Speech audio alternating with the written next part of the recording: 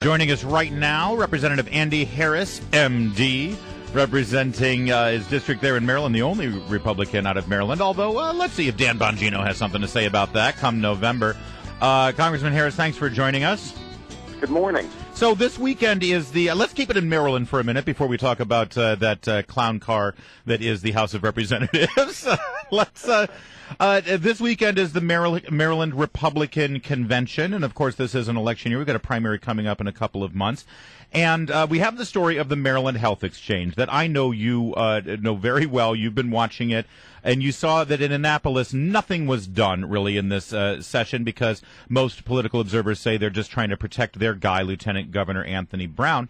We got this audit back that shows that nobody had any discernible leadership in spending $125 million of Maryland tax money on this debacle, this health exchange that they created. So I guess my question is, what can the Republicans do to really, I mean, I would think that this, of all years, is a year that Republicans can really make some inroads with this hot-button issue. Can they do it? And if you were advising them, what would you advise?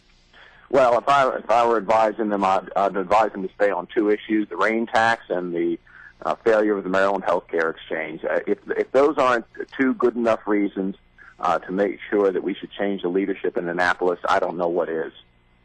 Well, on the national front, though, as you look out there, everybody's saying, well, Obamacare is going to be the issue. Do you believe that as we hit the midterm elections, that Obamacare is going to have as big an impact as people think it will?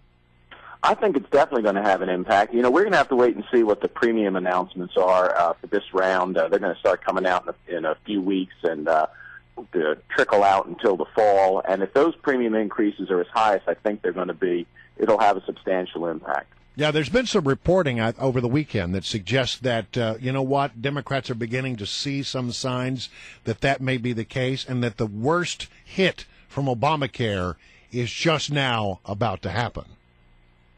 Well, I think that's true. I think we're going to see this year, we're going to see part of the anticipation of all the delays ending. You know, a lot of things were delayed, but obviously businesses are figuring out they may not be delayed forever and start making changes to their health insurance plans based on it. And again, I think this round of premium increases, if the premiums don't go up as much as I think they do, then what will happen is that they'll restrict who you can go see, which doctors you can go see, which hospitals you can go to. That's the only way you can make these plans affordable is by restricting access. And so, of course, the narrative for House Republicans right now, half the people are saying, you know, repeal, repeal, nothing but repeal, nothing but repeal. And the other half are saying, listen, that message is not resonating, and frankly, there's no such thing as repeal as long as we have Barack Obama in the White House. What we need to do is fix this as much as possible to make it easier on the American people who are really getting hurt right now with their health insurance. Where do you stand along those two lines? Well, I think what we have to do is we have to just offer the alternative. You know, once we get a new president in 2016, after the 2016 elections, I think we have to offer what the Republican vision of health care will be. And it's going to be a vision where, you know, if you like your plan, you can keep it. If you like your doctor, you can keep it. The government's not telling you what coverage you need. It's not telling 60-year-olds they need pediatric dental coverage on their plan. I mean, this is it's going to be choice for Americans, and we have to put that forward. Not everything in the president's health care plan was bad. You know, the ability to insure people with pre-existing conditions is a good idea. I think it's badly done in Obamacare, but it's a good idea. The idea of removing the annual and lifetime caps on coverage is a good idea, but it didn't take destroying one half of the health care insurance market in order to make those relatively modest improvements.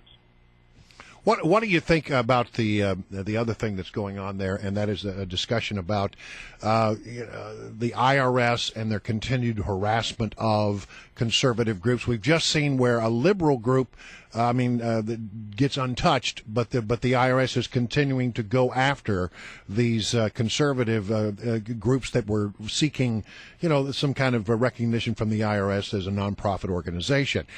It seems that every day there's some new revelation in this regard.